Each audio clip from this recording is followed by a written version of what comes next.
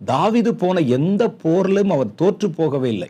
தாவீதுடைய பேரை கேட்டாலே பயந்தார்கள். இவ்வளவுக்கும் தாவீது யாருன்னு பார்த்தா அவருடைய பூர்வ காலத்தையும் கதையும் பார்த்தீங்கன்னா, அவர் ஆடு மேய்த்து கொண்டிருந்த ஒரு பையன். ஆனா கர்த்தர் மேல் பிரியமாய் இருந்த ஒரு பையன். தேவனை தியானித்து கர்த்தரை பாடி துதித்து மகிழ்ந்த ஒருவன். அதனாலதான் கர்த்தர் அவனுடைய ஸ்தானத்தை உயர்த்தினது மாத்திரமல்ல, அவரை புத்திமானாய் நடத்தினார். சாலமோனை பெரிய ஞானின்னு எல்லாருமே சொல்லுவாங்க. தாவீது காலத்துல தாவீது எழுதுனதோட நீங்க ஒப்பிட்டு பாருங்க, நீங்களே சொல்லுங்க. சாலமோனுடைய ஞானத்திலே உலகம் கலந்திருக்கும். தாவீதுடைய ஞானம் முழுக்க முழுக்க ஆவிக்குரிய ஞானம். காரணம் என்ன? சாலமோன் காலத்துல அவர் தன் ஞானத்தை வெளிப்படுத்துவதற்கு நிறைய வசதிகள் இருந்தது. கர்த்தரும் அவருக்கு அந்த ஞானத்தை கொடுத்திருந்தார், எல்லாவற்றையும் யூகித்து சொல்லும் ஞானத்தை. ஆனா தாவீது ஞானத்துல குறைவுள்ளவரா?